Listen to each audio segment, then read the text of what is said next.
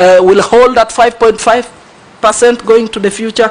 And finally, we're talking about austerity measures. You have elaborated on all these initiatives and policy directions, but you've not touched on corruption, because that is one area would save a lot of money. What are the plans? What are the strategies? How are we going to net in on corruption so that we make further savings?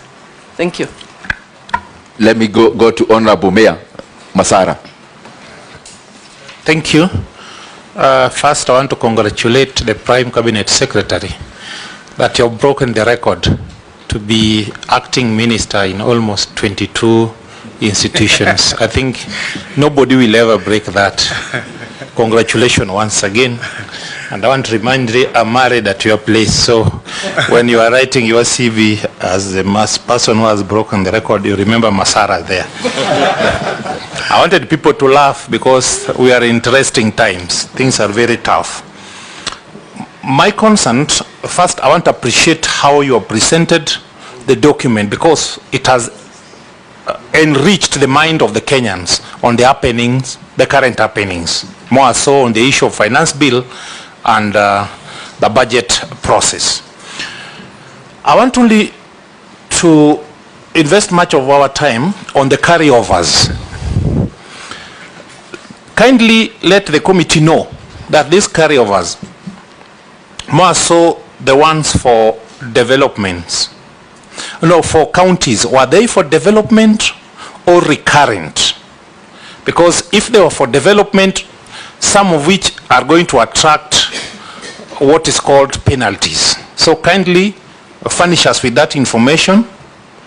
And then part of the carryovers, let us know if there were already payment certificate issued, because that one, as the Vice Chairman has said, will also increase the issue of the interest rates. My another concern is the issue of corruption. You have not mentioned as a Treasury what you are going to do, but we don't have official communication. But the former president mentioned the money we were losing per day on corruption. You remember? If we can shield those loopholes, it means that money we are losing, we can get it instead of taxing Kenyans. Another issue is that you have not talked about auditing the public debts, because we are complaining about the interest we pay on public debts. But if you ask any Kenyan, including the technocrats, we don't know where this money were taken. Particularly if you want now audit, this borrowing was done in this country, it was meant for a particular project. Did that project stimulate the economy? Or is that project completed, or is it existing? We don't have such a records. And finally, you have talked of winding up of 47 parastatals. I believe they were having recurrent expenditure. Now that they are not going to be there, you have not mentioned the amount which used to be allocated to this parastatal, of which now you are not going to allocate. Because we are looking for ways of ensuring that our budget is financed. So we must go for other areas where you are forgotten. And then finally, on the current development project you are projecting to do in this financial year, are they going to stimulate the economy so that the economy can grow, or there are some are political which are going to be white elephant, but the public money is going to be spent? Thank you. Honorable Daktari, Secretary General. Thank you, Your Excellency, for the clear and precise presentation. I have one or two issues to raise. One, when you look at the areas where budget cuts have been effected, like in the area of electricity and in public facilities, that is the last mile, water and sanitation, roads, school infrastructure, and even construction of TVETs. Actually, the moment you remove money from these areas, you can easily ground the country. And so, in my proposal, why can't we have budget cuts focusing on recurrent expenditure and operations more than in the area of development, so that we raise money for development by effecting budget cuts in the area of operation. For example, there are so many areas like the mergers of parastatals, as has been said, austerity measures in various ministries that are duplicating each other. We've been in this budget committee and we've seen, for example, the commission on Nairobi River being implemented by 3 ministries, and each of them is bringing a budget here for implementing the same thing. I don't know whether you've been able to identify those duplication of roles so that we can remove money and rechannel this money in this area. And so we can be able to raise money if we are serious. The other thing is, apart from just the normal budget presentations, has the ministry done a 3-5-year projection on austerity measures and say, within the next 4-5 years, if we actually delve into austerity measures properly, we can raise this amount and channel it to development. Finally, what is the impact of the pending bills of 2023-2024 financial year to the 2024-2025 budget? What is the fate of this carryover? Thank you, Chairman. Let me go to Honorable Miri Mabona. Thank you, Chair. And I want to thank the Cabinet Secretary and the entire Treasury for a good presentation. And Chair, I just want to say that I support the budget cuts, and even though that I think we can reduce even further. I think I'm not saying just because of what is happening here. I have actually said it before in this committee, because we need to be very realistic in the way we do our budgeting. I saw a comment by one of the Gen Zs that was actually equating our national budget to our own family budgets. And if you have only 10,000 Kenya shillings and you need to do food, buy food and buy shoes, you can't do shoes and then leave food. But the way we have been budgeting is actually the opposite. We are buying shoes and leaving food. And when we do that, then there is pressure for us to increase revenue, and hence the finance, infamous finance bill. So for me, it's very important that we are more realistic, because we create an artificial need for revenue when we can actually budget as a country within our means. I know we have blamed the IMFs and all, and I'm sure they are doing wrong. But first, let us point fingers at ourselves before we point fingers even at the IMF, because there are things we can do at home that don't need to put those kind of pressure on us. Chair, the only thing, other thing I wanted to indicate is that I've seen that the Treasury has indicated areas where they need the cuts, but without premising them on certain principles, and that's why Daktari is actually going back to leave this and that. If you want to be very fair, it's always good to move on principles. And for me, one, which I've again said several in this committee, is there equity? One, in the cuts, and secondly, not only just in the cuts, but in the spreading out of the little, since we are going on austerity measures. And the Chair, I don't want to be selfish, but this is a very skeletal document, which, and if, with the documents that you have on cuts, yeah, they are about from page 1 to page 9, yeah. If you are looking at the estimates, the printed estimates, they are like this voluminous, they are that big. What is the possibility that 2 projects in my constituency, for instance, would be here? That shows lack of equity. I don't mind programs in my constituency being removed for us to deal with the issues of austerity now and to deal with the crisis in the country, but there must be equity, both in cuts and also in spreading out what is remaining. Secondly, we must look at or preserve the pro-people project, the one that reaches people directly, especially Gen Zs, in terms of job creation, but also in terms of training. So if you are removing the ones that are reaching them, but we are retaining some which may not have that sort of value, it doesn't help. Then third, projects that can stimulate the economy. And Chair, for instance, there are some construction, there are ongoing constructions which you don't need. I know there are many we've removed, but there are some that I've actually seen that are there. Again, consolidating roles is another. Unfortunately, one of the areas I've seen is an area I'm very passionate about, so I will not say it, I will not mention it, but it's an area I'm very passionate about. But they have 3 different agencies doing one thing. It's a lot of wastage.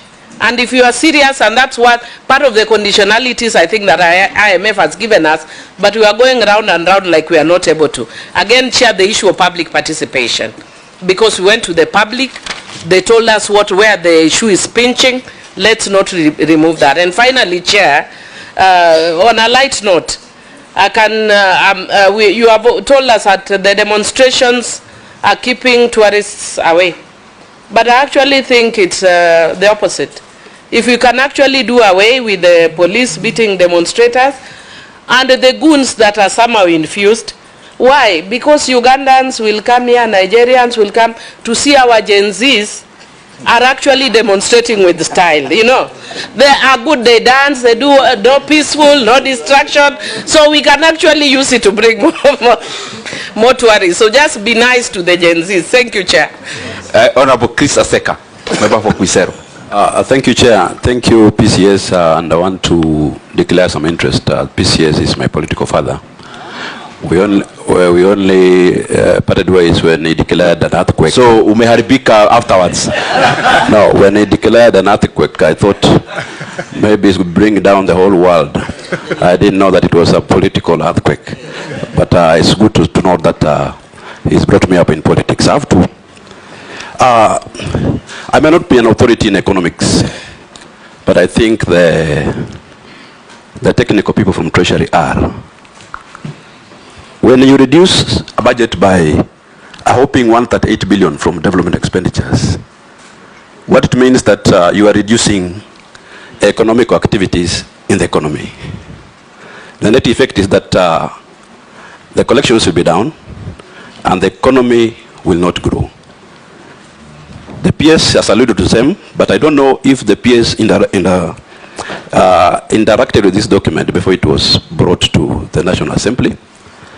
2, when you reduce domestic travels, it means you are affecting service industry in the entire country.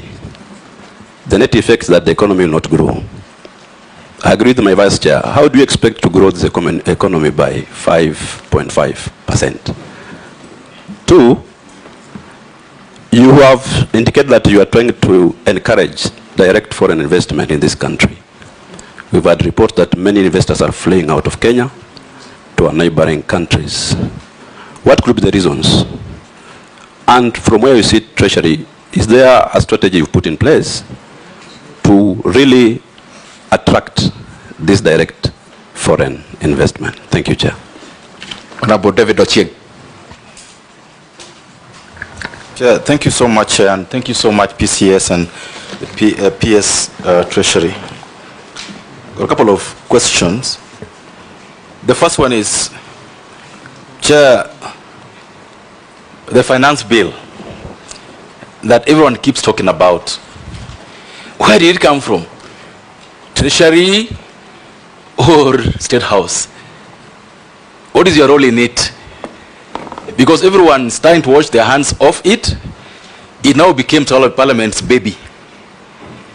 And there are things there that were brought in the last Finance Act as remedies to situations that we had at that time. For example, we reduced taxation on cooking oil.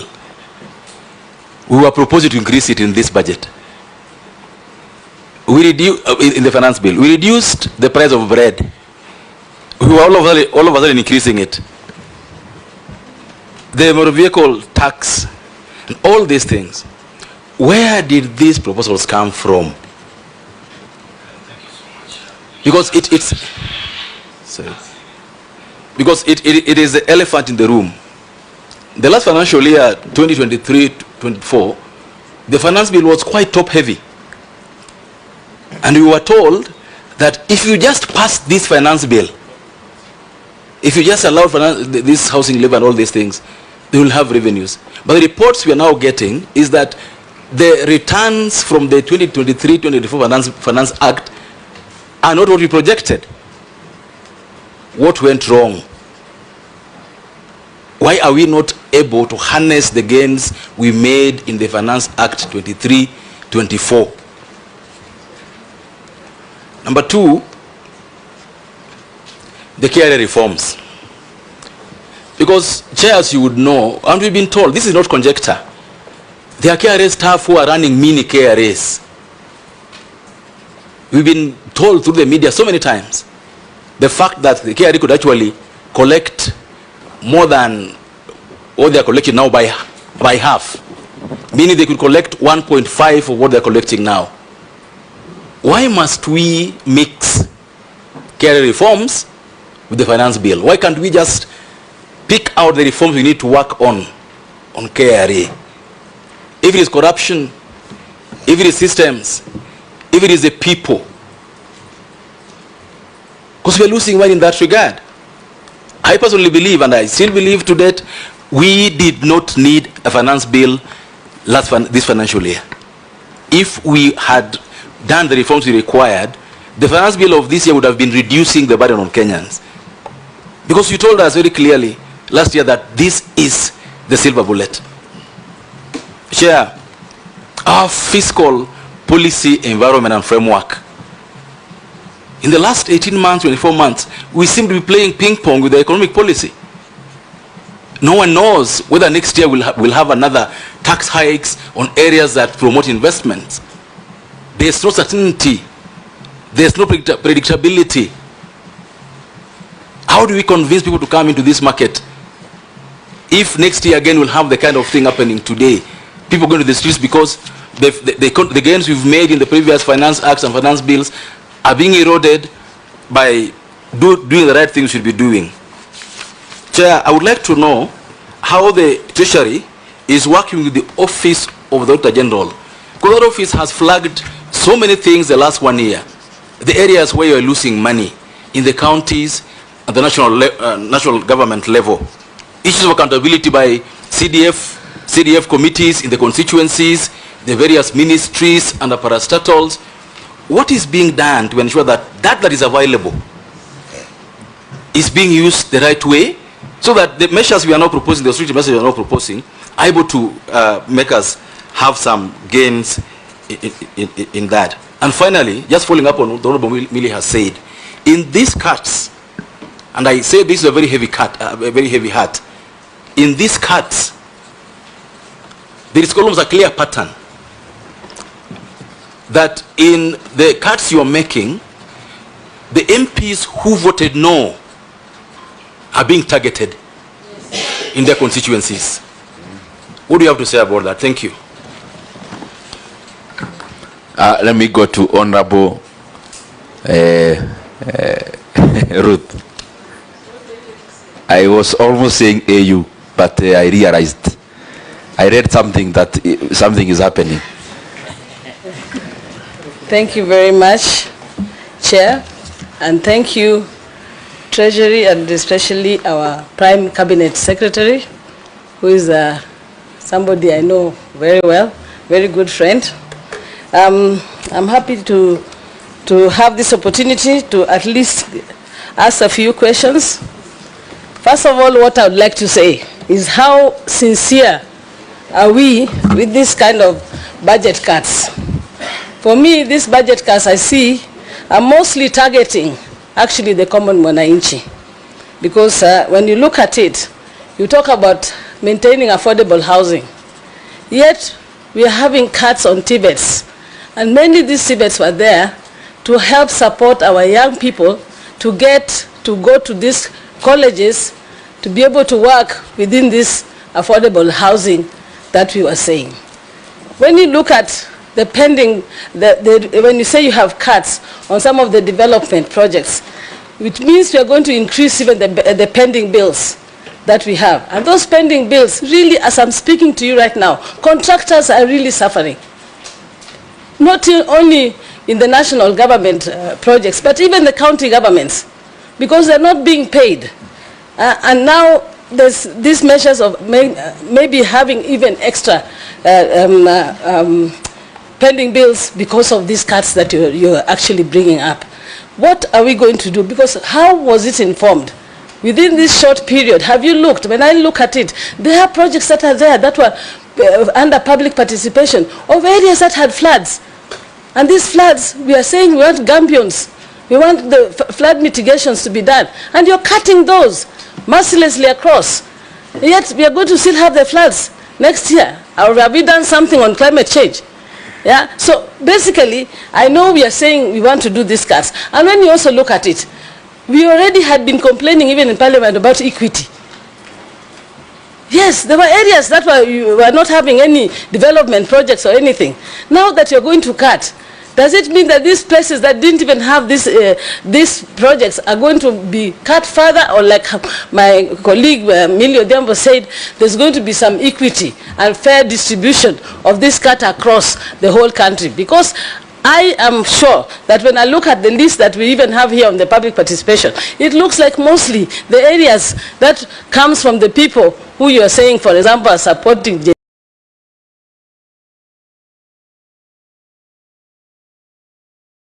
Z, or that said no or rejected the issue of corruption. Because without that issue of corruption, and yet the PS, you're still alluding to the idea that the taxes, people should be taxed. I did know the people are not saying that they shouldn't be taxed. They're just saying don't overtax, because when you overtax, people don't give you tax anymore. They actually avoid giving that tax. So the issue is not that people don't want to pay tax. But don't look at revenue collection only as tax-based and putting higher taxes on the people. Asante sana.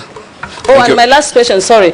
On the road maintenance levy, which will generate about 32 billion, will this go to the exchequer, or is it going to the roads board? Thank you very much. I would like to have that answer. Thank you so much. Thank you very much, Honorable Ruth. Members, I'm not trying to control for us to comment, but to be very fair, because you've been sitting here for 4 days. We have project lists from all MDAs. In my opinion, we can take this debate in a different mode, because the housing was here in the morning, we had the list, so that we don't concentrate on one side, then we leave out very important issues which we need to engage with. Because looking at the issues where the money has been cut, that is number 5. A rectification, we know it was all constituencies. Roads project, GK actually was very forthright to come with a whole list. It was cutting across. So I'm just requesting so that we are able to give this session the weight it deserves by dealing with the issues that cuts across all the people of Kenya. If you allow, we take 3 more, they respond, then another round. Let me start with the Bishop's daughter. Thank you, Chair. And thank you, the Prime Cabinet Secretary and the team from Treasury, for your presentation. And I'm also happy that you're before this committee, not just as the acting CS Treasury, but also as the one who is charged with the responsibility of coordination and supervision of government and the state departments, because it will be very important after we pass this supplementary budget to actually follow up as the supervisor of the ministries whether they are doing the right thing. My question is this: my colleagues have talked about corruption, but I want to go further and say the Auditor General is doing a very good job under the circumstances as an office. Every quarter or every year we have audit reports of how different government entities are spending their monies. I want to ask whether as a government we are taking keen interest on the audit reports, or there are just other reports, and what actions are being done. Because as we talk about budget cuts, we have to talk about corruption and wastage as one of the things that has brought us to where we are. So I wanted to ask about the audit reports, or they're just reports, both from the counties, Parliament, judiciary, all the way to the executive. The second thing that I wanted to raise is the issue of recurrent. It is good that you have stated how much money is being rationalized in the recurrent budget. We did for Parliament this morning under PAC, Judiciary has done, and there is always a perception that there is a lot more at the executive in terms of recurrent. The beautiful flowers we see, the teas, they could be minimal, but it counts for something. The travel in these parastatals all over, people traveling for an essential. There are meetings which are essential where the country position maybe has to go and be represented, but just travel, even as members of Parliament, we've ceded ground and we've said it's something that should be considered. So at the executive level, has that been really taken care of at the recurrent? And lastly, as you do your supervision, Kenyans are so keen. Please do not commit anything here in front of us and in front of Kenyans. And then, chini ya maji, people are still traveling, people are still doing the same things you have committed here, that it won't happen. They will be so keen to follow up to see that it is actually happening in those ministries and departments. To my second last issue, an issue like NHIF, do we need to still move to shift, or you do reforms in NHIF, because there are costs that will be incurred as you move to shift? Can we just do reforms of NHIF, because the majority of it was working? So can we just, improve and make the reforms that we need at NHIF? The issue of communication, you have stated rightly. KRA and Treasury, you need to work on your communication in a language that Kenyans understand. Why we need to raise, why the taxes need to be raised in a certain manner, and as you're considerate also to Kenyans, but your communication is key. And finally, I don't understand why the president has 10 or 8 advisors on economics, and then Treasury is doing its own things at Treasury. Then some of your advisors are talking like they are not in the same government. They are even talking against you, Treasury. And you're wondering, are you working together? Are you, there could be a challenge and a problem between the advisors and Treasury, because I thought the main key person to advise the president on issues to do with economics is the cabinet secretary responsible with Treasury. Now you have some people who sit in air-conditioned offices who don't understand what Kenyans are going through, and then they're just talking in cross-purpose communication. And maybe that is where the big challenge in terms of Treasury and even the president, the issue is going. So as I conclude on the taxes, also you said Kenyans are resilient.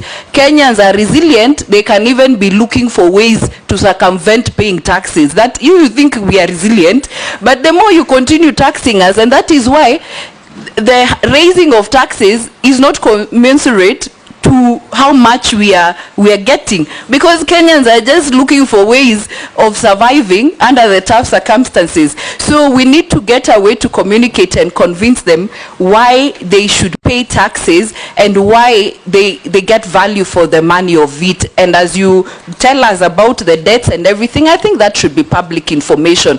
Audit your debts, tell us where we are, so that we understand and we move together. Don't just be telling us every other time we have loans to pay. Kenyans are asking which loans, what were they for, did we get value for money, and how much are we paying? Do for us simple, and we will understand and work with you. Honorable Mashako. Thank you, Chair. I like first to commend the National Treasury and the PCS for a good presentation. Chair, I have about 2 or 3 questions. One is, we know we have a very good tax policy that I think was launched last year. I just wanted to know from Treasury how that tax policy is influencing or is guiding the decisions to either tax Kenyans more or reduce the burden of taxation, or how is it informing even the finance bill that we had just recently. Why I say that, Chair, when Chair Finance and Economic Planning Kimani Kuria came before this committee, he indicated that he wanted some budget under Treasury and KRA that will allow a study be done to show now the sensitivity of either higher taxes on revenue collection. And I would really want to know whether this has been done in the past, or at this time that Treasury is waking up to realizing that more taxation does not necessarily mean additional revenue to the country. Because if that is the case, then we want to see that future finance bills or future any attempt to tax Kenyans more may lead to a justification around a study that has been conducted, so that we are sure any additional tax burden will generate additional revenue. Because we know for a fact that last year, fuel levy, when you introduced taxes on fuel, we didn't raise enough revenue as anticipated. Tied to that, Chair, is that we have raised fuel levy from 18 to 25. And I just wanted to know, and a colleague of mine mentioned this, is that do we have a framework? Which laws are we going to use so that then the money that we raise under a road maintenance levy fund would be used to fund our budget? Because there's an indication that that money that will be raised will help reduce will help fund the budget that we have today. Second, Chair, most of the departmental committees that have come before us have indicated that the departments and ministries, the oversight, are complaining that you have cut, not that they're complaining that you have cut their budgets, but they're complaining that you've cut so much, including employees, salaries and benefits, PE, personal emoluments. So I just wanted to hear from Treasury, when you cut across, are there departments that you feel you need to reinstate their PEs? I want to give you two examples. One is Kenya Film Board, that you've cut 55% of their their personnel emoluments. Go to CDA, Cost Development Authority. You've equally cut 122 million shillings, that they're indicating that that part of that, 65 million of that, is purely salaries and allowances. Then allow me to say this, Chair, as a last comment, that as we look at auditing loans, public debt, I think it's important as a country we also include auditing budgets, including this year's budget, to understand how balanced we are trying to cover the country. By balanced, I mean how skewed our budgets are. Because we look at the documents that have been presented before this budget committee, including projects that we see being done. You go to a county, you have 4 or 5 roads, yes, that are ongoing. You go to another county, no road, or only one. So I'm thinking of a situation whereby Treasury and maybe the government should institute a full audit of our budgets, maybe going back 5 years, to see where have you marginalized this country even more. Where have you sent more money for? Where have you, where has been the bias? So then as you move forward, we start a new Kenya that every part of this country benefits from these 3 and 4 trillion budgets. Thank you, Chair. Members, let's please give the National Treasury some time to respond, then we take the first round. Karibu sana, Your Excellency. Thank you, Mr. Chairman. Your Excellency, you may answer the ones you want, but you are free also to designate to your team.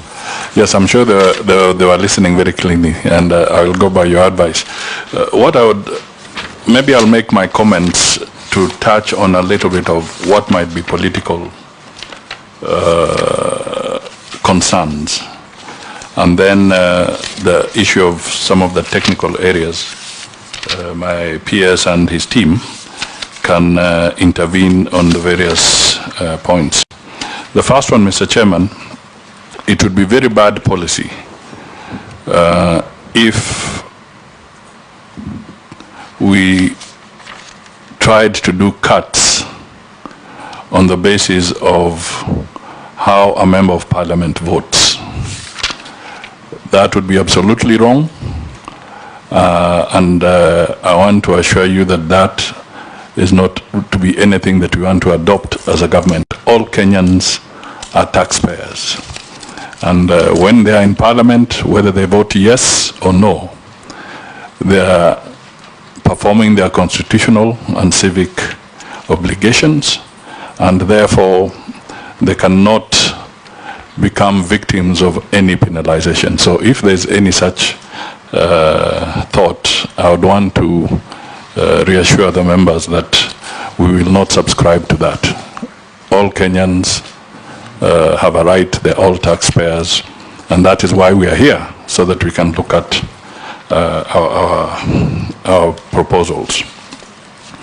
Mr. Chairman, I want to go further and commit that after we have finished with this presentation, in order to show that we have nothing to hide, the PS and his team are going to make sure that this document that we have used to make a presentation is made available to all the media houses.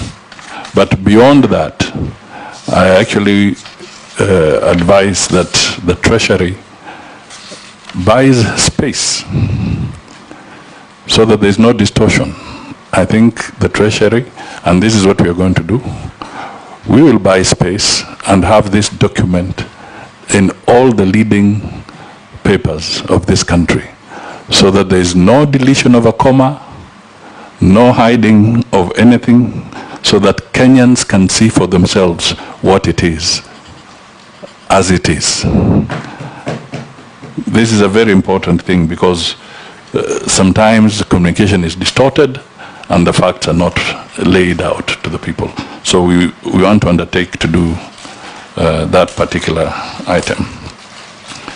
Let me touch very quickly on the issue around SHIF and NHIF. I believe Parliament has already pronounced itself on these particular items. I think the law regarding the Social Health Insurance Fund is in place. And the one on NHIF was repealed. Mr. Chairman, am I right? Yes. So I think what is important, we take into account what were the positives around the NHIF, and with the law that is in place, we then accelerate the process of ensuring that the targets or the objective of achieving universal health care is achieved, so that all Kenyans who deserve medical care can have their needs attended to under the Social Health Insurance Fund. And that is something that we are going to do. We've had a little bit of hiccups of people moving to court and slowing down the process.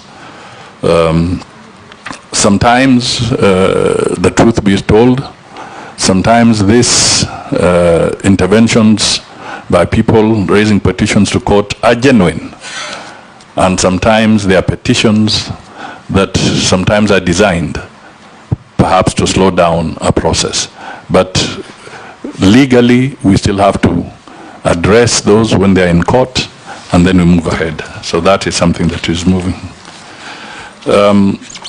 I want to also be able to state that on matters of tax policy, and I think KRA is in this room, they will be able to elaborate a little bit on matters tax policy. I think Mashako has spoken quite broadly on that. What I can only say is that tax policy and tax reform is continuous. There's a program that Treasury runs so that they have to continually look at the tax structure and the efficiency of the methods that have been employed and review them from time to time.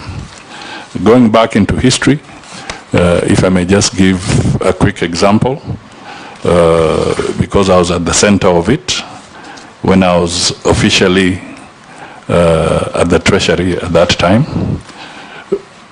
We moved away from the income tax department, the customs department and so forth, and created the KRA. And then the KRA became the first stage of reform moving forward. And maybe on a humorous note, one of the most interesting areas is that digitization that was being introduced was the famous PIN number. And there was so much resistance from Kenyans on this PIN number. They called it the number of the devil. Even it was being preached in churches by very prominent bishops that this is the number of the devil, that you're going to be identified by the number. But this was a strategy maybe conceived by people who want to evade tax, to try and stop you in the tracks so that you cannot digitize and you cannot reform, because the tax news will get closer to them.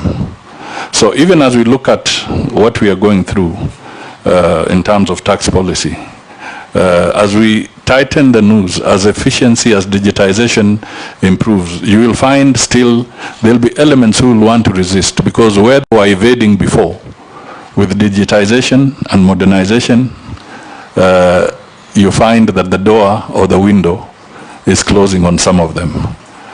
So these are things that we would have to anticipate. I think the issue of the debts, I just want to say that there is a debt register actually at the Treasury, and I think you'll want to speak to it, which is public, and it gives details of who do we owe. It is there. I think what the members are looking at is the issue of creating the forensic audit around the debt profile, and to see whether we got value for money at the end of the day. That is a valid issue, but we have to do it procedurally, because it is important that, because constitutionally it's the Auditor General who can audit all government accounts. And therefore, if we want to have that forensic audit, it has to be channeled through the Office of the Auditor General. And if for some reason the Office of the Auditor General is unable to do it, maybe because of being overstretched, it is the Office of the Auditor General that can recommend the appointment of an audit firm to conduct such a forensic audit. That is how the procedure should be. And I believe this is something that we have not lost. It is something that can be picked up and taken up in the right direction. In part of the issues that we want to look at is we agree that there must be a better strategy around implementation of the findings of the audit reports. This has been an area of weakness, especially when it comes to tackling matters corruption. And this cascades not just at the national government level, but it cascades to the county governments, and it even cascades to the state enterprises. This is something that I think as a strategy of tackling corruption, I can only say that Parliament and the executive will need to work very closely together so that we can have a better strategy around implementation of audit reports. The issue of pending bills,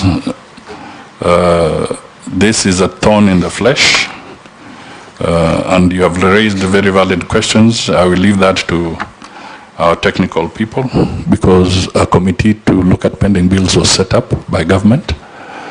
And about 70% of the 600 billion plus Kenya shillings of pending bills is primarily domiciled with the state corporations. They have even more in terms of pending bills than the national government itself. So that is an area where the committee that was set up has made some preliminary findings, and I'm sure the PS Treasury will be able to say something towards that. On a broad scale, it is true when government does not spend, as Honorable Aseka did indicate, economic activity is subdued. So we are alive to the fact that we need to take urgent measures and quick corrective action so that the government does not lose the momentum that it had gained in process of trying to get the economy back on the recovery path. So that is a reality. But I want to tell members that we have really cut to the bone. We have cut to the bone. The negative side of the tax, when you don't have tax, then your only recourse now becomes cutting expenditure. So we are trying to do a very delicate balance between not living without the Finance Act, but also trying to figure out how the government can still have its operations with the bare minimum. I want to say that the Finance Act, to Honorable David Ucheng, this was an act generated by the executive. And I think the executive has taken full responsibility. That is the government of Kenya. They've taken full responsibility that this was their way of trying to help in graduating the country from high dependency on borrowed money to improving our local capacity to generate revenue. But the Kenyan citizens had a different position on this matter. So we have to step back and retrace our steps. But it's also important for Kenyans to note that somewhere along the line, not necessarily now, as the population grows, as needs of citizens grow and so forth, and as we look forward to moving away from high debt dependency, it will be important that going forward, we appreciate that there will be need to have increased revenues from time to time. But it's a question of whether we can have proper public participation at every level so that everybody understands why we are looking for that extra resource, and then we deal with it.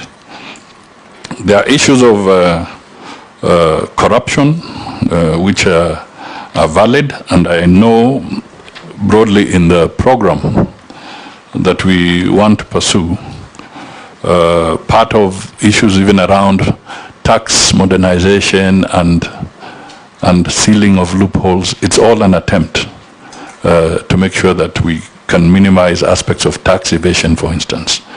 We want to look critically at procurement, because procurement, ladies and gentlemen, is the fulcrum of corruption. That is where it all stems from. And we are in the process through Treasury, and some may require amendments that will come to the floor of the House, that the aspects around procurement be relooked at, be digitized, so that there is minimal contact between individuals. We want to appeal that this House will be you passed the conflict of benefits, conflict of interest bill. I think that was very, very important. Of course, Senate has had its bite at the cherry, and then it will go to the President. But what is important is that those are some of the kind of legislation that are so critical. And I think we will owe it to Kenyans to make sure that we do not mutilate that bill, so that aspects around conflict of interest can also be dealt with, because this is, as I said, it becomes a fulcrum on matters corruption. So that is perhaps another example. I think going forward, we may have to look critically at areas like what is the Criminal Procedure Act, the Evidence Act, insofar as matters or the laws around corruption are related. Because as things stand now, whether you stole a tire from a car, or whether you are involved in mega corruption, the process through our legal framework is such that a criminal offense follows the normal same procedure. And this is why you find that some cases that are so significant in terms of corruption are dragged in our courts over a period of time. So these, Mr. Chairman, are issues that I can assure you the government is looking at very, very seriously, and we intend to be able to bring this up. The Budget Committee has raised some very fundamental issues about certainty, predictability, and I think these are valid points to be taken on board, because it is true, a finance bill does not necessarily have to be every year. We could focus on introducing a finance bill or an act that spans over a 3-year period, or a 24-month period. That is a 2-year. So these are issues that I think the technocrats at the Treasury can look at very, very carefully, so that we can move forward. On the state-owned enterprises, let me say very quickly that this has been a very difficult thing to deal with, because we tend to personalize some of these state enterprises, either in the form of our regions or other aspects. And I think what the young people are telling us is that let us look at things holistically, so that if we have to rationalize some of these state enterprises, let us not become sentimental about them. If we know very well that they are a drain on the exchequer, they are just drawing money from the exchequer, and they are delivering very little. Because to the best of my knowledge, state-owned enterprises were not set up just to become salary-paying entities. They were set up with a specific purpose. So we need to bite the bullet as a country and start looking at these state enterprises, because they keep growing. And Mr. Chairman, if there are any bills, if there are any proposals, if we can avoid, if possible, bills that continue introducing the creation of a new authority, a new parastatal, a new whatever, whether it is from the executive or whether it's a private member's motion, I think we should stop this until the country is in a position to take a bigger responsibility on some of these things.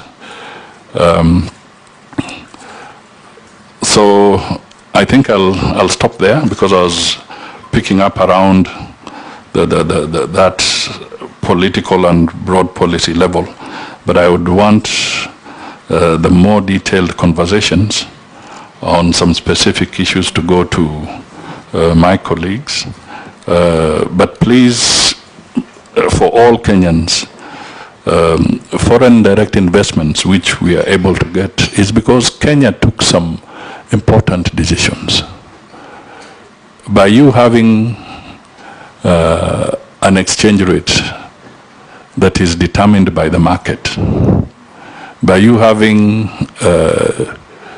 people being able to invest and take away their money, this is a very serious anchor policy that Kenya has put in place.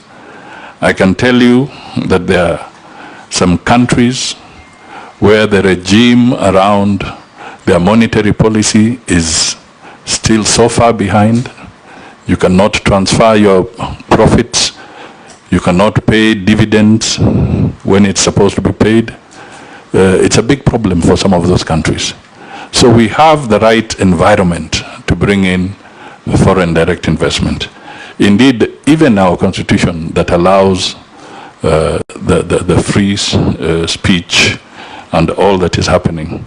What we talk about when we say don't scare away, it means it's referring more not to the constitutionally and provided processes of picketing, but it's to the violence.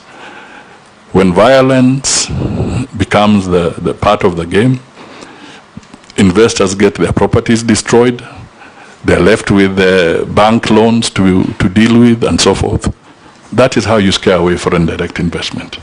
But if you're just protesting and moving, nobody will bother you, because that is part of our law.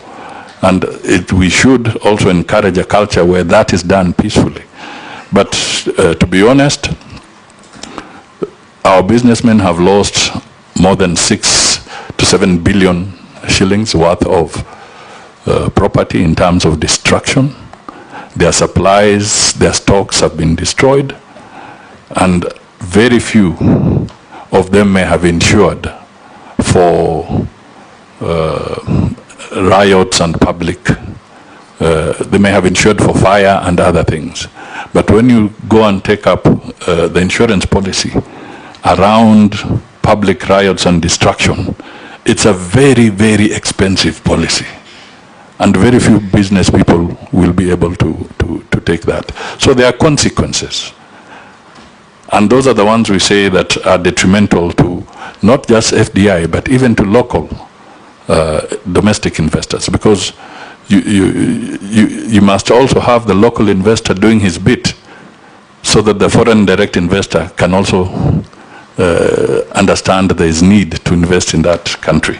So we can only appeal to our young people that as we do what we have to do, when it is necessary for us to do it, let us make sure that we do it within the confines of the law and look at the bigger picture that we want to create. I think, let me rest my case there for the time being. Honorable Chair and Honorable Members, I will try and focus on areas that the Honorable Prime Cabinet Secretary has not touched on. The first one is on the issue you raised, Chair, on the A&A. Yes, we have a large part of our country, most of our people are in the informal sector, but they also get services from government. And there are levies and fees which are charged, and this is an area we are focused on as what we call non-tax revenue. So we take your views on board, because I think you mentioned about the sports fund and the tourism fund. We will work around it to streamline. And there's a lot that is going on that area. Perhaps we can present to you in a future date, but so much is happening, including forcing every entity of government that provides services to move to e-citizen platform because we have a greater view. And since we moved most of the entities to e-citizen platform, we have seen daily transactions captured have now increased from around 70 million. And the last figure I saw last Friday was around 350 million. And there is a possibility with greater support to the government digital unit, which is under Mr. Ndungu, and also the State Department of ICT and e-citizen department, we could actually raise it to even $1 billion shillings. So I think that's work in progress, and we agree with you, including IRA. We want every entity to indicate how much they are raising. On the issue of development, the issue of the constitutionality on development budget and the 1.5 billion haircut, I will want to give Mwenda, he will come to it later. Vice Chair, you spoke about the impact of the 47 SOEs. And yes, we are going to have a two-stage approach. First, we have identified those 47. We have to get approval from Cabinet, which we have that to go ahead. Now we are going through a consultations to do mergers and wind up where necessary.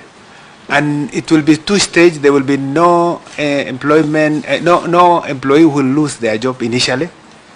But what we want to save is the recurrent expenditure, like rent, another vehicles and the rest. There are many areas we can save, even as we work out on how to deal with the staff.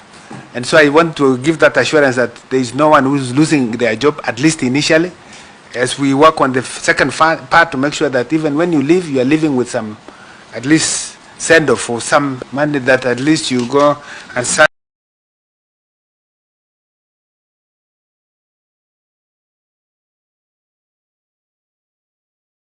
your life.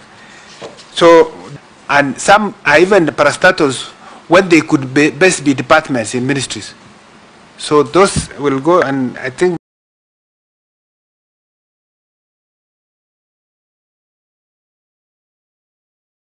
we don't have enough time now, but we can provide the details on this. For pending bills,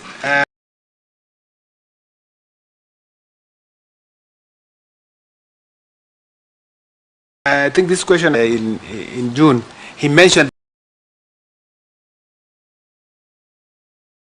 that the committee will finalize its work in probably between 4 and 500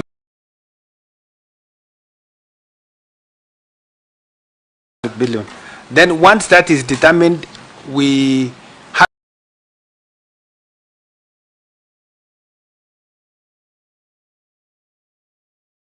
have it recognized within the fiscal framework and provide for it to be exchequer, which is bills already incurred. We only allowed 76 billion to be carryovers because there is no way they can be fast charged, like counties did not get 1 month. So we have to budget for them to get in this year the money they were to get last year. The same for the CDF, unless the honorable members accept to forego the 13.5 billion.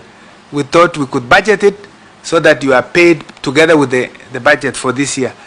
The same thing for our pensioners who are not paid. That's money already incurred, and we need to make sure we safeguard our pensioners. And so that is ring-fenced. So the balance from 220 minus 76, the balance now becomes fast charge in this year's budget. And as per the circulars already released by the Minister for Finance. And yes, it is true that our growth rate will be affected because cutting that, much like the 100 and almost half of our development budget has been cut. Definitely this will slow down, but it is an area that we expect that we will not stay in this space for long. It is a temporary situation that we are in, and we are certain that we will come out of it. The issue of austerity measures and corruption, I think Honorable PCS has touched on it, and I think I leave it to that. Auditing public debt. I want to assure Kenyans that we are very transparent. In fact, I don't think there is any country that's as transparent as Kenya. You visit our website, And you will see that we have a summary statement of public debt. The last one we just uploaded last week for 22-23 in foreign currency. It indicates bilateral donors, all of them, what currency we have borrowed in, how much is outstanding, how much principal is being paid, drawdowns, and outstanding amount which is remaining. And it's very detailed. You can get all the information you need.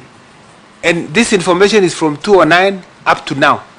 Then there are also other information that if you want to get about debt, you can actually get them from, if you visit our website, you can have our annual borrowing plan, our annual debt management reports are there, our borrowing program performance, our debt and borrowing policy, our debt sustainability analysis, if you want to see, external debt public register, we have it, external resources estimates handbook, fiscal commitment and contingent liabilities, our guaranteed debt is available, Kenya's external resources policy, and many, many others. Our website is very rich.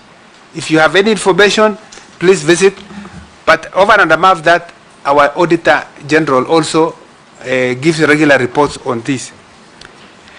I think Honorable PCS has talked about projects, and as answered, we don't target any projects in terms of who voted what.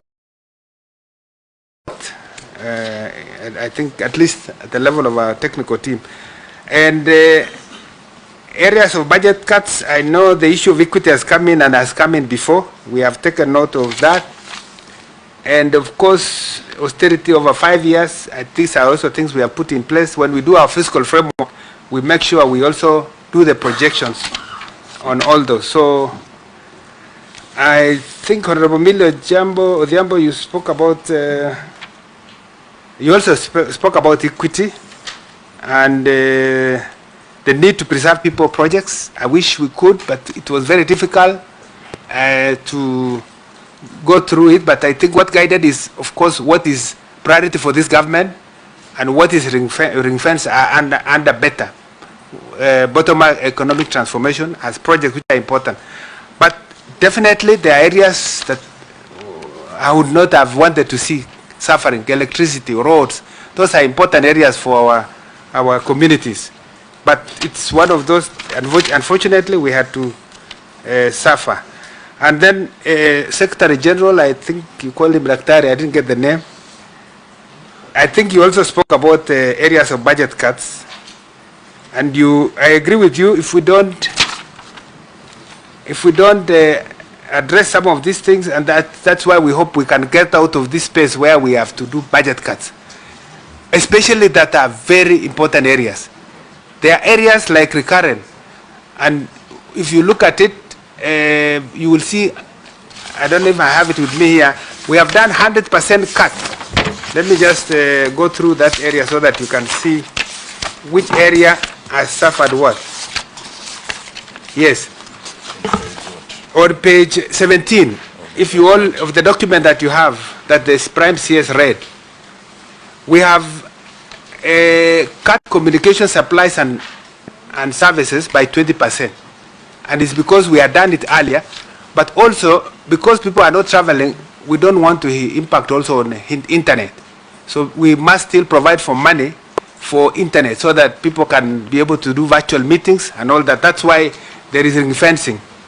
Domestic travel and subsistence, we have done a cut of 50%, and this is a further cut to what we had under the PPS. For membership fees, dues and subscription to professional and trade bodies, we have done 100% cut. Foreign travel and subsistence, another transportation cost, is suffering 20% further cut from what we had done earlier. Training is the same thing, another 20% cut. Hospitality supplies and services, unfortunately, yes, it's going to affect our hotels, but it's an area where if you cut travel, then definitely it also affects on that. Confidential expenditures, 100% cut. And contracted professional services, 20%. Monitoring and evaluation is an area we didn't like, but we had to do 100%. Even other operating expenses, 100%. Then all refurbishment of buildings, we have cut 100% in terms of the budget. Purchase of motor vehicles and other transport equipment is like frozen. Nothing, 100% cut. Purchase of office furniture and general equipment, 100% cut. Purchase of generators, 100% cut. Rehabilitation and renovation, 100%. Housing loans to public servants, I think is also affected. I think you have this table. It is an indication of where we have tried to focus on. We wish we had more on this. I think I already told you that most of the recurrent expenditure is what we call autonomous. You have very little to cut. And if I can just draw numbers for you so that I make my point, we have in this budget 2.832 trillion as recurrent expenditure. Out of this, we have domestic interest, which is 750 billion, and foreign interest, 260 billion. So only to service interest payment, that's 1.01 trillion. Then pension is around 186. So you're talking about 1.2 trillion of 2.8. So 2.8 minus 1.8 is 1.6. Out of that, we have salaries here that I see here, wages and salaries of around 650 billion. And this excludes salaries to sagas. And then you look at the others now, or junior secondary capitation, for instance, civil service reform, farming, KRA reforms, defense. All this, you have very little to cut. So the recurrent expenditure is basically, you can't do much. That's why the only area we could do, we tried our best to cut expenditure on recurrent, and we only managed to cut under the executive recurrent budget on O&M. You see on page 4, we managed 15 billion.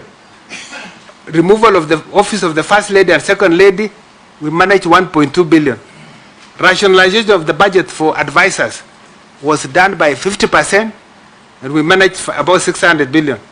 And I think Parliament, you lost 2.7, Judiciary lost 500, and then private, there's capitation also, where we have lost about 1.7 billion. And then reduction of earmarked provision of phase 2 salary adjustment, which was for all public servants. We have had to spend this 15 billion. And really this is an area we would have wanted as National Treasury to make sure our employees at least are getting some salary increment. I think we indicated the Maraga task force. We request you to look at it, if possible, with some minor adjustment. It would really be good for our security sector. If you Around how much? Around 3.5 billion, which will be enough for at least to address the security sector, including police, and the other security areas. If you can look at that, that would be great. So I think I've answered that to say there is very little room. Then debt, our capacity to borrow is not there anymore. In the last 10 years, it has dwindled. I think when we started 10 years ago, our current capacity for debt was rated low, no high. And our possibility of risk, I mean the debt, you call it debt risk? Elevated debt risk. Elevated debt risk was very low. Then by 5 years ago, it was rated medium. 3 years ago, it went to high. So we were at a cliff. So if you continue taking more, then you can easily find yourself in a sustainable position. And I welcome all of you to read the DSA, Debt Sustainability Report, in our website. You will see all the details. So the best way to go forward is to do fiscal consolidation, meaning lessen debt, rationalize expenditure, and work on revenues. And that is what we have been trying to do. Unfortunately, in this budget, we have had to move from the budget, the 3.2% of budget deficit that we wanted. Because we tried our best to cut expenditure, we could not do much. And that's why we said we have to borrow to the tune of 4.3. Something, if we had passed the finance bill, probably would have gotten enough revenue to pass that. So I think I will stop here. I know Honorable David Ocheng raised and Prime CS has answered you. Of course, we have a process that we go through when coming up with the finance bill. Starting from, I think now we are going to do, in September we go for sector working groups.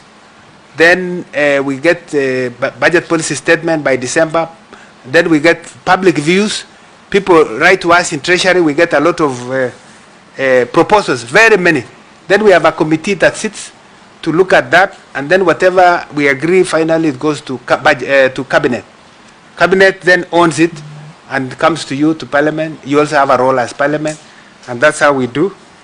Just to say that we've been trying, in coming up with the finance bill, we were looking at fiscal consolidation, and I think without the finance bill now, we are pushing KRA to look at technology deployment, and I hope KRA staff is here. I think I saw Mwangi. We will want him to tell us what they are doing. There is targets we have set for them to raise more revenue even when we don't have additional tax measures. We have tax policy which has been approved by Parliament, by Cabinet, and also it came to you, to Parliament. We have generated a medium-term revenue strategy out of it. And if you look at that strategy, the intention is actually to lower the tax rate, coming down. Corporate tax is supposed to come down from 30% to 25%. VAT is supposed to come from 16 to around 14. So the idea is to really come down over the medium term. It's just that we were in extraordinary situations where this could not happen this time round. But the intention is to broaden the tax base, have more Kenyans in the tax bracket, then we can have lower tax rates. And because we need to focus more on consumption tax than income tax. I think the people bearing the greatest amount of this burden are the salary, those who are earning salary. And there are many who are not earning salary, but I think could also find their way into the tax bracket. So we have KRA reforms. I'll ask the gentleman there to speak to it. And I think I want to stop here and give Mr. Mwenda to address those ones that I have not addressed, because he's also the key technical person that advises the PS. Before you go there, Honorable Shinari, you had something to say. Before the PS moves out of there, if you go on your page 17, number 7, there is examination fee and invigilation fees. You've removed 100%. Does this include the O level? Because we know Form 4 is still there, plus 8 might have been phased out. Yeah, I think this is an area, unfortunately, suffered the cut. It is for you as a committee, you need to look at it, how this can be addressed. But from what came, we could not do much about it, yeah. PSA, the only way for us to look at it is to reinstate, unfortunately. So, Chairman, on the same page. You will guide us on that. Yeah, we will discuss, because this I have to be truthful. That is an area that suffered the cut.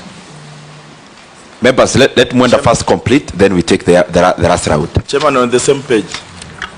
I'm coming there. Let him first finish. We finish the first batch, then we come for the last one. Chairman, the question that I was asked to respond to is whether the National Treasury has complied with the threshold set in law for development budget under the supplementary. And Chair, under Section 15 of the Public Finance Management Act of 2012, it provides the thresholds that guide the preparation of the budget, and the development budget threshold is set at 30% of the total budget. Unfortunately, under the current supplementary, because of the deep cuts, we have deviated slightly. We are at 28.1% of GDP when you take the criteria as defined in the regulations. But fortunately, the law allows the Cabinet Secretary to deviate temporarily with an understanding that we will then go back under extraneous circumstances like currently. The law allows the Cabinet Secretary to deviate. So That's the position. We can, through you, Chair, Mwangi of KRA, please introduce yourself and then you can address the issues, especially on reforms going on at KRA. Yes, Mwangi, just be brief. Thank you, Chair. I just want to start by saying that in this year, 8 million taxpayers filed their returns compared to 6.3 that filed the previous year, that is 2023. That's a growth of 1.7 million taxpayers, a growth of 26%. So we are leveraging on technology to ensure that we simplify taxation, we make it easier for taxpayers to file and pay taxes. And just to mention a few of the technology that we are implementing, one of them is eTeams that has been running, and we want to simplify it further so that then taxpayers are able to transmit invoices smoothly. Then we are also looking at integrating with various ecosystems, financial institutions. We are talking about property management system, so that we are able to have a view of what is happening in the property management space. We are also integrating with IFMIS, so that then we are able to see how much suppliers have been paid, so that then they are able to file their returns. So those are some of the reforms that we are implementing, most of them technology based. And this is to ensure that we have visibility of transactions. That is the underlying technology platform, that we have visibility of transactions as taxpayers transact business. Thank you, Chair. Thank you very much. That's very good and precise. Then members, let's go to Honorable Makali Mulu, then Honorable Atandi. Yeah, thank you very much, Mr. Chairman. Mr. Chairman, I'll be very brief because a number of questions have been raised. But I also want to join my colleagues in appreciating the presentation. It was very well done. So I'll focus more on public debt. As a result of the withdrawal of the finance bill, Treasury proposes to borrow additional about 141 billion.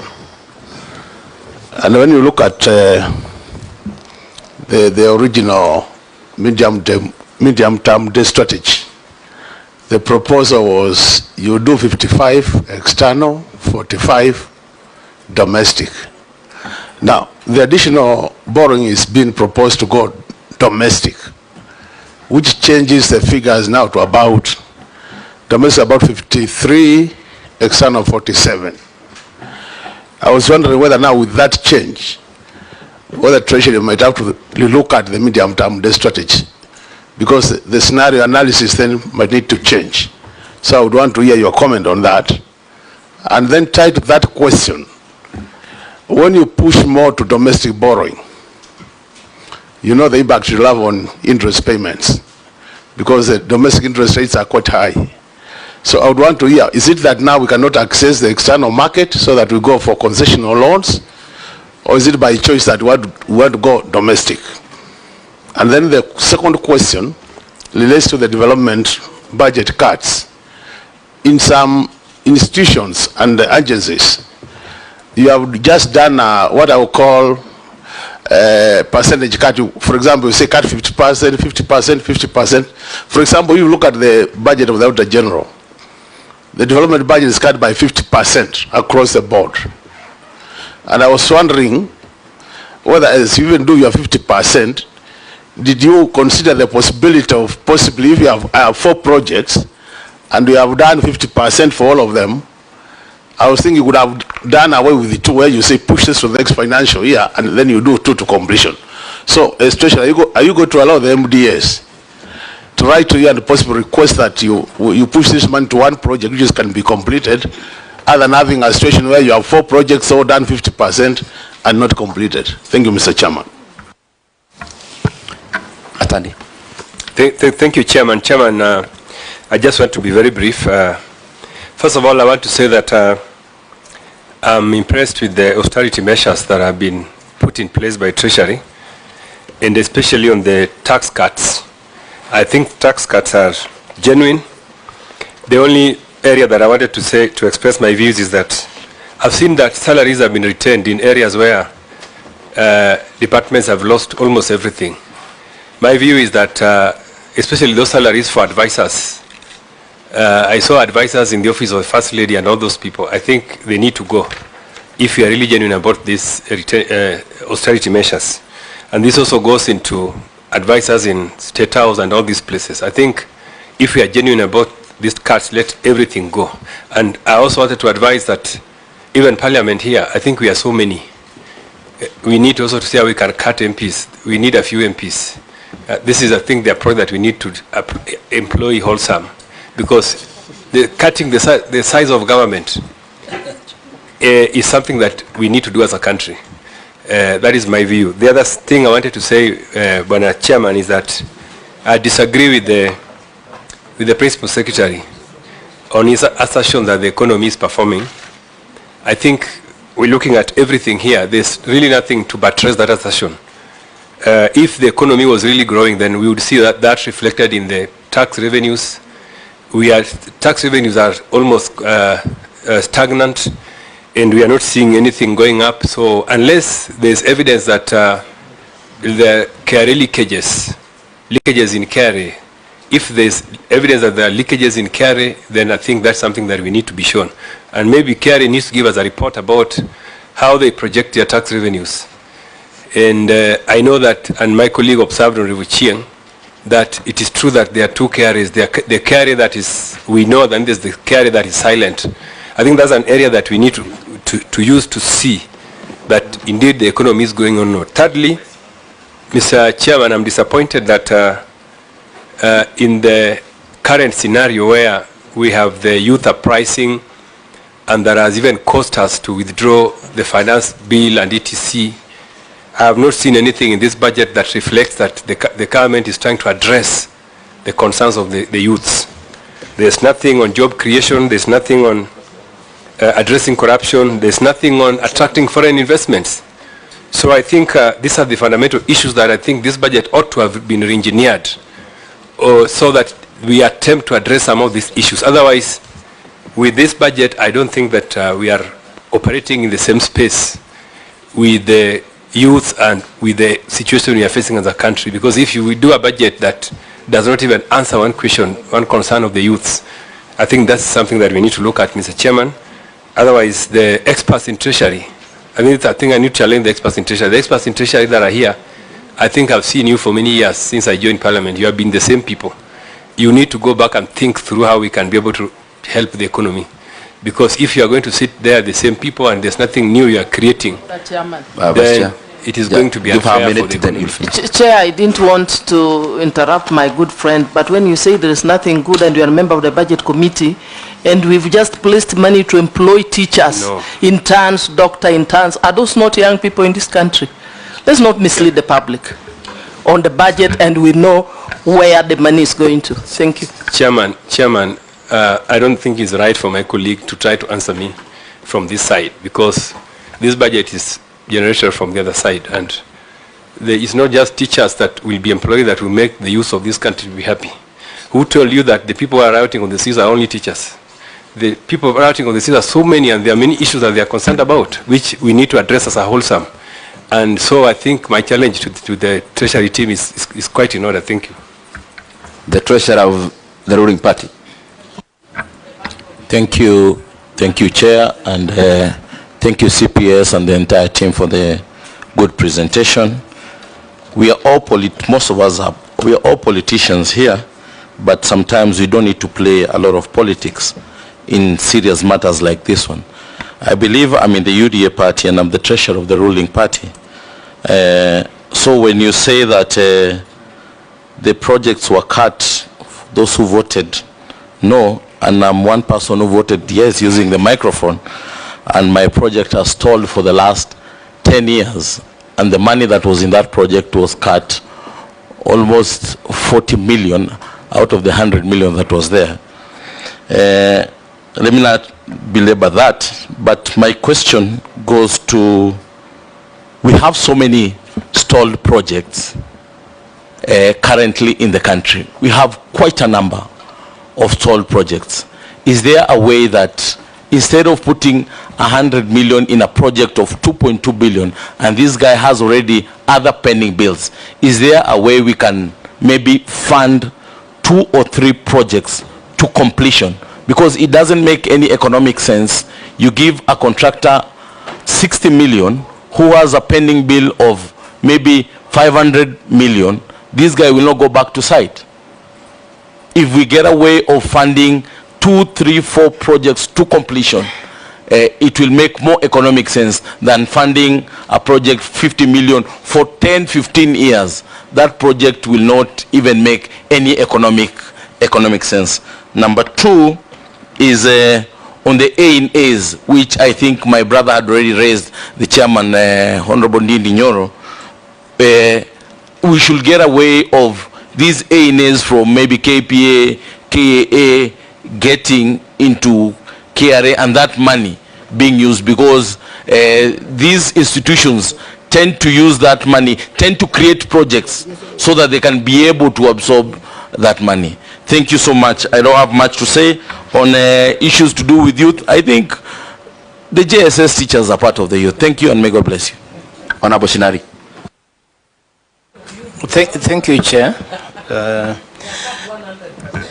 Chair, allow me also to appreciate the presentation by the Prime Cabinet Secretary and the way he has answered calmly our questions.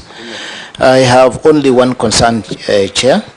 I would like to know the effect of the protestation that we are having on daily basis. Maybe you could have a figure to tell us how much the country is losing if we are not working and we are on the roads. Number 2, Chair, it's also a concern that the youth are saying they will occupy the airport. Why? Because they feel the airport is on sale. We have a clear understanding of what is the actual position, so that wherever they are, people can understand. We also understand that we have the social media, which is speculating a lot of things, Chair. That's my only concern. Thank you. Honorable Ariwari Yohasaka. Thank you, Chair. My first question is to ask Treasury, where they have consulted the ministry on cutting their votes. Is there consultation? Chair, also, I differ with the party leader Ocheng. He said the people are being punished because of voting either no or yes. Some who voted yes because of their people, they have also been punished. Chair, this resettlement fund, the resettlement of the landless, you know there is basic needs. That is shelter, food, water. You are removing the resettlement fund. For that case, people affected by floods, for Tana River, Mai Mahiu and Muranga. Then, at the same time, you are saying the funding the critical government projects, like coffee debt, 2 billion, sugarcane 1 billion, KCC factory, 500 million, and many others, Chair. So, Chair, can Treasury prioritize the suffering Kenyans? Because my people are living in the tented camps for the last 2 years, Chair. Those people are suffering, mothers, children. There are schools which have been completely damaged by floods. So, Chair, is the Treasury sincere to remove such a critical funds to help Kenyans who are suffering in the camps? Thank you, Chair. Let's now give the National Treasury the opportunity to now respond, and we finish. Chair, can I just say one thing? Just one brief thing. Chair, you better be brief then. Yes, it's very brief. Chair, if you actually look at what we are looking at from Treasury is what they have provided, but not what has actually come from the various departments, the details. If you look at the social protection, what was presented by the Departmental Committee on Social Protection, Youth Enterprise Development Fund deducted 100%. Youth Empowerment Centers, 100%. I can give you, but if you actually look at the part on youth, all of them are 100%. And then finally, Chair, because I've said I'm brief, the treasurer of UDA, it's very unfortunate because he has got a reduction of a whooping 40 million out of 100 million. Me from Suba North has lost a whooping 5 million out of 5 million. Equity. Equity must reign. Okay. So he has lost 40 million out of 100. I've lost 5 million out of 5 million. 100%. Mine is that. So I don't mind missing my 5 million. The briefness has ended. Equity. The time I had given for a brief comment has ended. My project has been there for the last 10 years. Honorable Vice Chair. Thank you, Chair. PS, I also want to advise you on other areas where you can make savings. If we can do an audit of all government assets in terms of office space, so that once we identify, because there are some MDAs with a lot of space, others do not have, they're renting, so we're spending a lot of money paying for rent. This is government buildings. Then you just, allocate office space to those who do not have. Then we'll save instead of paying rent. I think that's also an area that we could explore once we carry out an audit. Thank you. Member for Nyeri, very, very briefly. Thank you, Chair. Chair, I just wanted to support the cabinet approval regarding Kenya Airways. I can see they want to do restructuring, and we've been losing a lot of money. There's no value for money for KQ. The other thing is about public participation. PS has talked about it.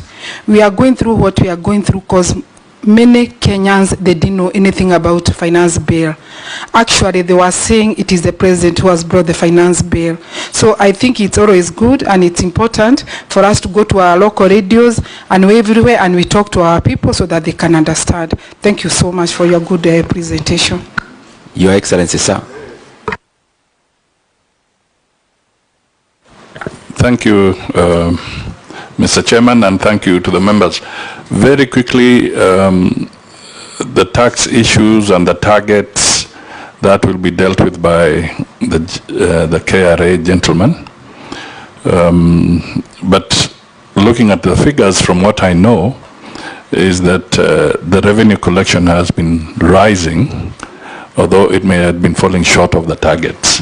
But he'll elaborate a little more on that. Let me start with a very critical issue.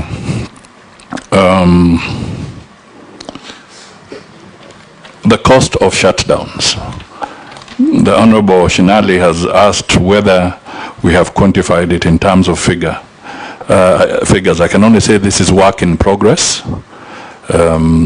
because it will take some time for us to filter through all the details. But I can tell you that the initial estimate was close to 7 billion just from the mayhem that was visited on various business people and so forth, and the losses they suffered.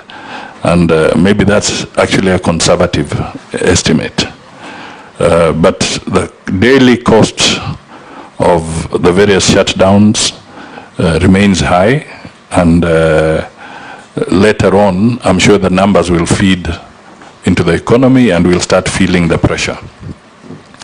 Let me discount immediately that the airport, Jomo Kenyatta Airport, is not on sale. This is a public asset. It is a strategic asset. And if it was going to be sold, you can only do it after a full public process that Parliament endorses. So anybody who is giving the impression that the airport, Jomo Kenyatta Airport, has been sold is not being factual. It is not true. What we need to appreciate is that we will need to modernize our airport. And that means investment will have to take place at the airport. We need a new terminal. You remember there was a greenfield terminal, but it never took off. The contractual engagement had its challenges. There was litigation, it stalled, and the rest is history because it stalled in court. So what we know that is important is that going forward, the Kenya Airports Authority must look at its investment program very, very carefully, make sure that everything is transparent, so that during the expansion process of the second terminal, if it is under PPP arrangement, and let it be done properly, thoroughly, through the legal process, so that everybody knows what is going on. But I want to assure Kenyans that the Kenya Airports Authority is not up for sale. The other thing that I want to mention to Kenyans is that one of our long-term strategies is to create Nairobi as a logistical hub. And we are talking even with the United Nations offices in Nairobi, so that apart from just the new terminal that will come up, we want to create Jomo Kenyatta Airport, have part of Mombasa at the port, and have all through to Naivasha logistics hubs that meet certain standards, so that the United Nations can use this destination, Kenya, as a logistical hub for their operations. Just the way there's a logistics hub in Italy, Brindisi, by the United Nations. So these are some of the long-term objectives we have around the Jomo Kenyatta Airport, but it's not for sale. So I hope that clears the air. I want to state that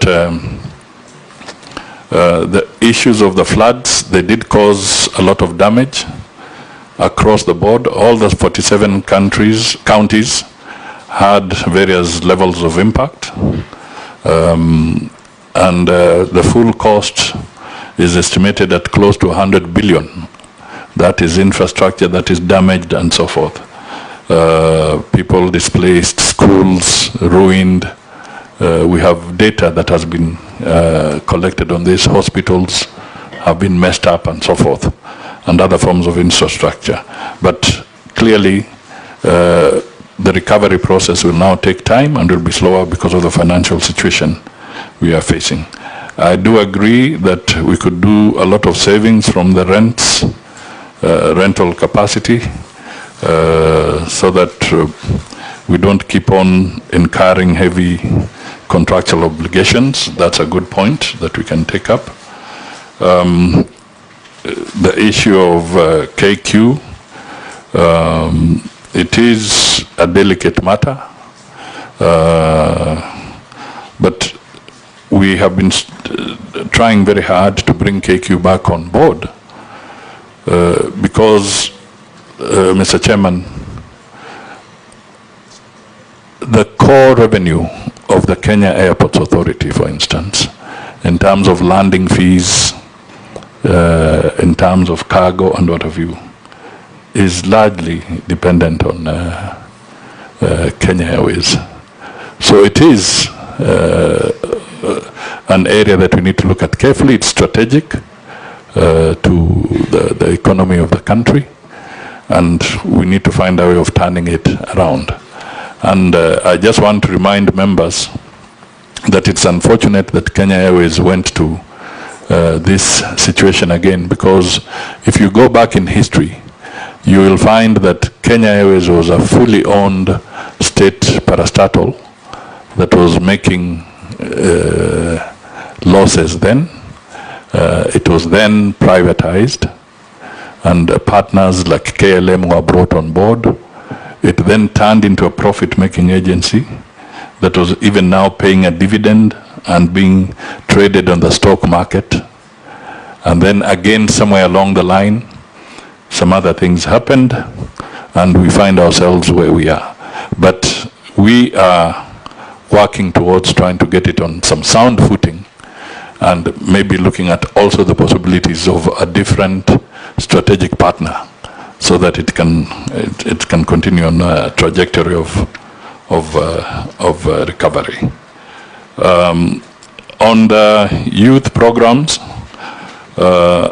I can just summarize that if you look at the issue of why we want to create aggregation industrial parks, why we want to create growth in some of these sectors, it is because we are targeting job creation. We are targeting the value chains so that jobs can be created and employment can be found for the younger people. So the holistic position is that all these measures we are putting in place, they may appear painful at this point in time, but going forward, clearly they are designed to spur growth in the economy. And the largest generator of jobs will eventually be the private sector. I may quote the housing levy and the programs that are going on, whether it is in Kibera or Mukuru and so forth. These are areas that we want to have, even in a more robust way, integrating the private sector in this initiative, so that we can create jobs for the younger people, because they need jobs. And that is what we must focus on. Finally, Mr. Chairman, so that I don't speak again, and my colleagues will finalize, is this whole area around debt, and they'll say something about Mheshimiwa's question on the long-term debt strategy. The one thing I want to make clear to all Kenyans, and I know parliamentarians know this, but perhaps we have not communicated better for the other. Whichever way we go, we will have to pay our external debt. It will not be written off.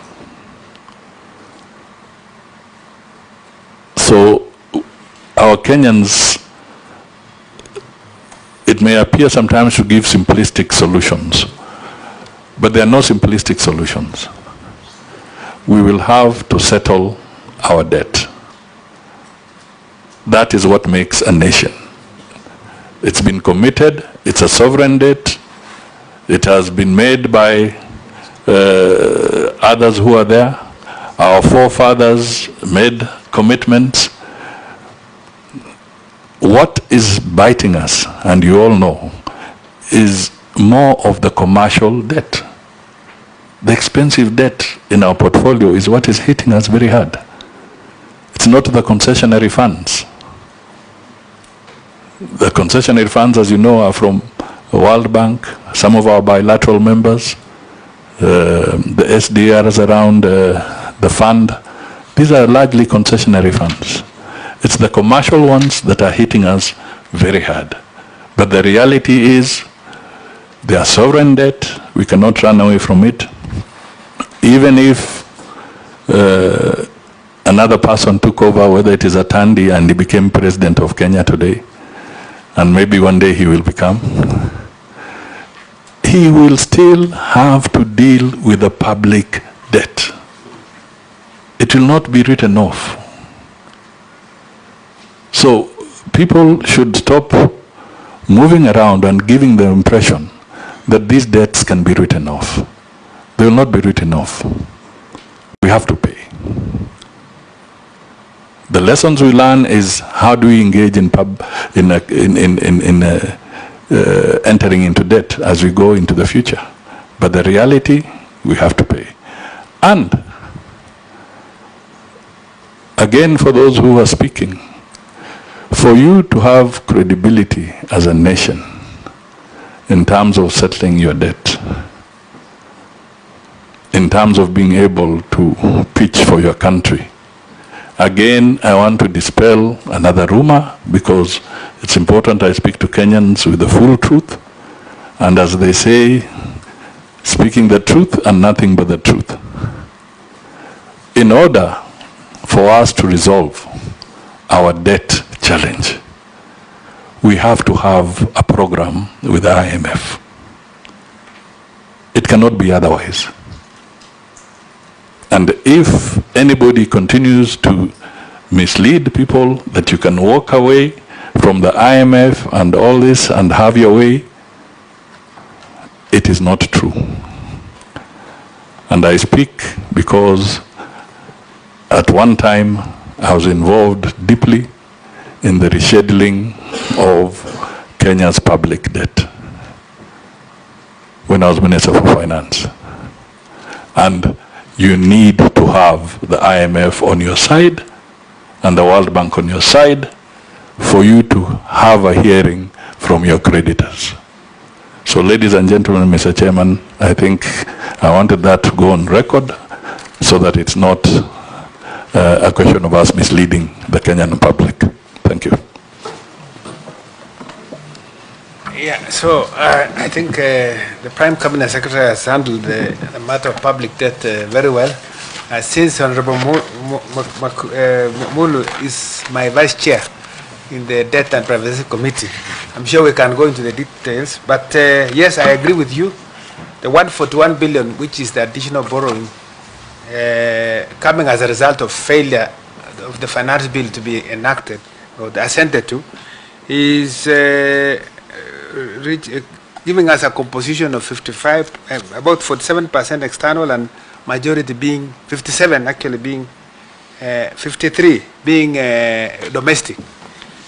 And our medium-term debt strategy, of course, has indicated how we want to profile, and we want to have 55% external and 45. But you know, the exchange dynamics have moved on, and also when I look at the what we have, what we could see as we prepare the budget on program loans and program A, what we expect as grants and loans, together with what we project for commercial borrowing, particularly Panda bond, Samurai bond, and sustainability-linked bonds. We are also thinking of debt swaps. All these have not been finalized. What we have put here is what we had farm side, but the rest are still continuing. And as you know, we will come back to you as when necessary when we make progress on our bid to get external financing. So the clear picture will come, but it's work in progress.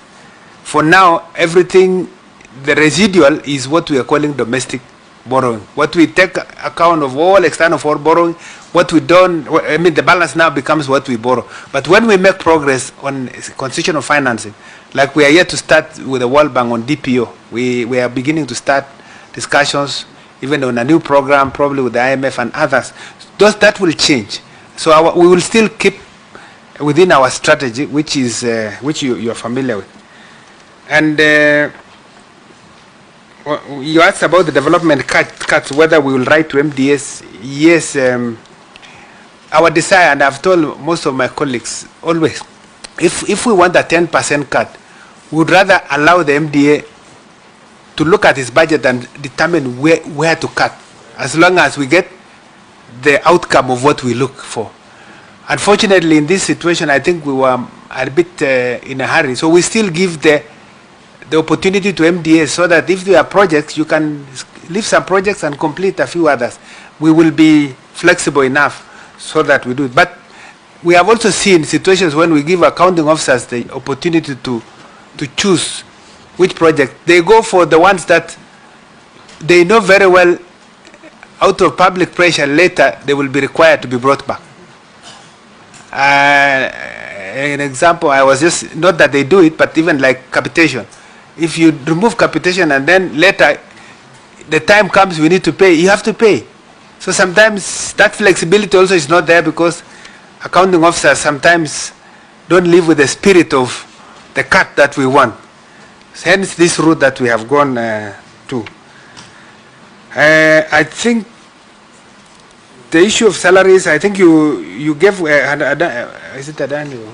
Yes, Mheshimiwa. Yeah, yours were comments, and we take them on board. And we will see also the areas of the advisors which you have talked about. The data, I think you are saying you are not in agreement with me on the performance of the economy. I want to tell you that I am right in the data I have given you. When I say the economy has performed by 5.6%, it is the data in our economic survey. And you can also check what other independent bodies have said about the growth of Kenya. Look at the World Bank projections, look at the IMF projections. These are independent assessments. So it is true, our economy is growing 5% plus is the highest in Africa. I mean, and even in sub-Saharan Africa. So, and I agree with you, the revenues are not commensurate. The revenues we are getting are not commensurate with the performance of the economy. In fact, I've worked as percent of GDP, we are seeing this year we expect like 14.7% tax to GDP. That's not where we want to be. In a growth of 5%, that should give us much higher. And so the issue of addressing leakages is still there, because I think we are not collecting enough given our economic performance. And on the jobs issue, I think Prime CS has tried to address. Actually, the ring fencing of the budget has been more to focus on areas that will create jobs for the young people.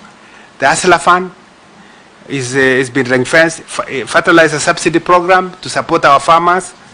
Leather industrial park in Kinani is more about creating jobs in the leather industry. Prime CS talked about county aggregation industrial parks. This is also more of where we want to get jobs. Passports, IDs, and these are for young people. These are areas where we want to focus on our young people. Government shared services, EPZA, equalization fund, for instance, contingency fund. There are areas here that we have tried to ring fence. But of course, there are many that did not get, which could still be useful to the young people. I think on A&A, you spoke of entities going for projects. Yes, we call them Cabro projects. They begin to look for projects to spend monies that they have. So we are very much in agreement with you. We will work on it. UDA chairman, treasurer, I think you answered it well. It shows that we don't favor. We don't look at which political party one is in. And Honorable Wario, you spoke of consultants of ministries. Yes, we take that into account. And I think the issue of resettlement fund, let me make it clear that those that did not get prioritization now does not mean they have been removed forever. It's just that this time round, we didn't have enough space, fiscal space. So it means in the next opportunity that comes, we will then look at this. And I think I am done on the issue of audit of government assets. That's an important point. We have actually discussed with the PS Housing. We are doing an assessment of where all our MDS are staying, how much they are paying, how much space they have, and we see whether we can actually even match or move some. And then the issue of choosing which projects. I want to give an example. When I was PS Trade, I remember I persuaded Treasury to allow us to complete Kibit, a building in Westlands, which was 90% complete, but which had stalled for 10 years. Treasury agreed, and we managed to use only about 140 million. We did that building. Now it is fully operational. Kibit is there, and many other entities, and we have saved a lot of money in terms of rent. That's the same thing I've been telling my colleagues, even the one in, the one in industrial area. That Kirdi should be completed. We just need to ring fence money, have it completed, and then we use it. And these are practical ways that we really need to do. And we are engaging our colleagues on this. And so thank you for all the comments that you have given. I think I will stop here for now. Members, you seem satisfied. Anyone with any other issue? So thank you very much, members. Thank you very much, the team from the National Treasury, led by His Excellency Musalia Mudavadi. We, as I have said,